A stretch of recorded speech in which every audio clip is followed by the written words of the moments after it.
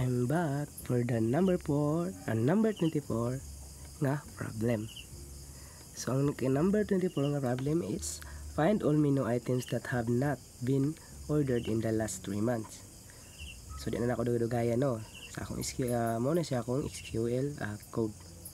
So akong SQL code is gamit ang select para kuhaon ang pangalan sa menu item gikan sa menu table.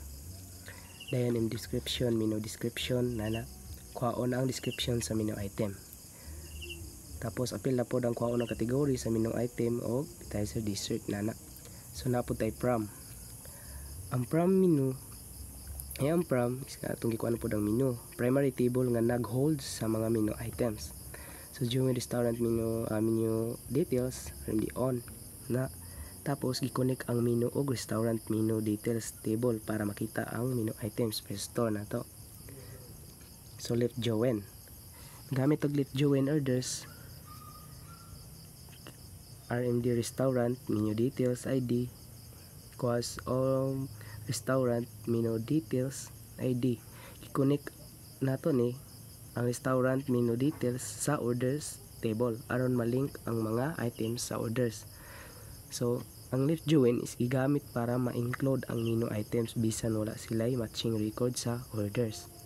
So left join transaction nana gamit nato in on order ID, the order ID and the status. Then complete. Now gi-connect ang orders sa transaction table aron ma-check ang complete transaction left join. Dayon ta para i-ensure nga bisan walay complete nga transaction ang item maapil gyapon siya. So gamit ang where. So kaning where is para lang siya mag-check kung ang menu item wala gid na order bisan kanus sinana. So mo na ang gamit ang where. So ang is pod nga kaning date is null or t date. So date sub current date interval underscore 3 month. So na-check kung ang menu item.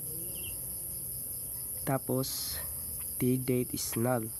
Muna siyang kung gamit ang null wala gyud na order bisan kanus Dayon interval 3 month last na order before 3 months ago. Now gamit ang group by. When gamit ang group by para ang menu ID is ginagroup para ginagroup ang data by menu item. ID aron malikayan nga o malikayan ang duplicates, ang mga duplication niya.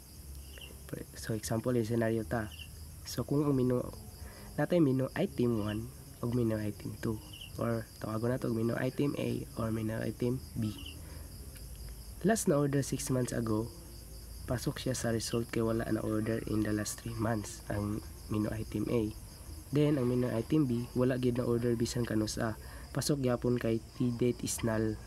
If na kay nga item nga active og na order recently 1 month ago, dili sila ma-appeal sa resulta.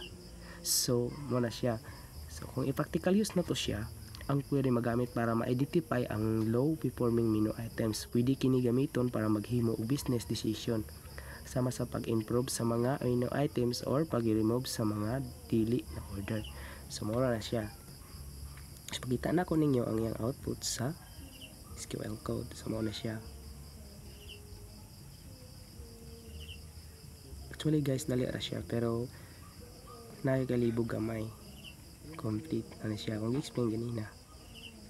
So, mura na guys for number 24 problem.